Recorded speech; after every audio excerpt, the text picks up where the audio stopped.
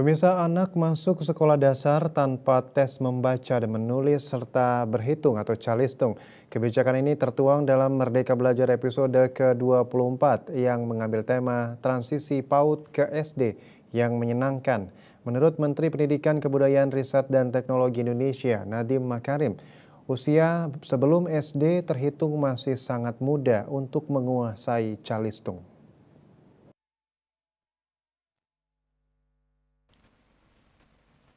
Kurniawan Nadi Santoso, guru SDN Sidoarjo Kabupaten Sidoarjo, Jatim, menyampaikan, selama ini tak sedikit SD masih memakai tes calistung sebagai syarat anak masuk SD. Ini yang kemudian jadi sebab pembelajaran di jenjang TK difokuskan mengajar kompetensi calistung. Tanpa disadari, hal tersebut sebenarnya justru mengganggu tumbuh kembang anak. SD semestinya mengikuti keputusan Mendikbudristek tentang penghapusan tes calistung. Anak yang masuk kelas 1 tidak dituntut untuk bisa calistung. Guru bisa memulai pembelajaran dengan memakai asesmen diagnostik sehingga akan diperoleh informasi awal soal kemampuan anak baik dari segi kognitif, psikometrik maupun efektif. Kemudian guru bisa menerapkan pembelajaran berdiferensiasi berdasarkan kebutuhan siswa. Selain itu, guru perlu mencermati buku-buku bacaan bagi siswa kelas awal SD, terutama kelas 1. Demikian juga soal-soal ujian, baik evaluasi tengah semester maupun evaluasi akhir semester. Semua itu harus disesuaikan agar ramah calistung bagi siswa kelas 1.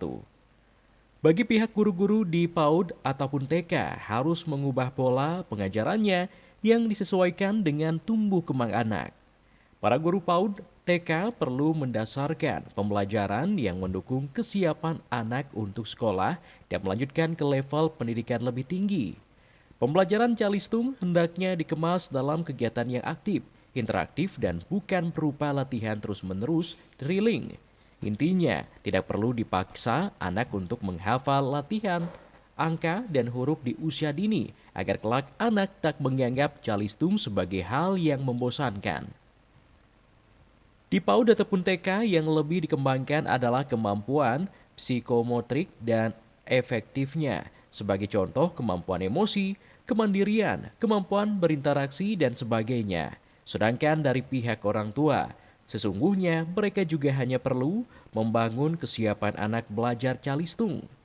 Makanya, orang tua sebaiknya memberikan stimulus ringan melalui lingkungan keluarga terkait pengenalan dasar calistung lewat bernyanyi dan mendongeng. Ada baiknya juga orang tua dan guru PAUD TK dapat berkolaborasi dalam mengasuh stimulasi calistung.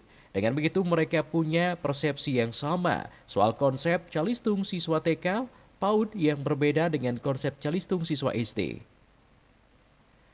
Akhir kata, kini dengan kurikulum merdeka yang membiarkan anak tumbuh sesuai kodratnya, kurikulum yang memerdekakan anak dari tuntutan akademis yang terlalu dini, sudah tidak ada alasan lagi untuk memaksa anak belajar calistung sebelum mereka siap. Maka guru SD, guru PAUD ataupun TK, orang tua, dan masyarakat berperan besar agar masa transisi dari PAUD TK ke SD dapat menyenangkan. Bali Pos melaporkan.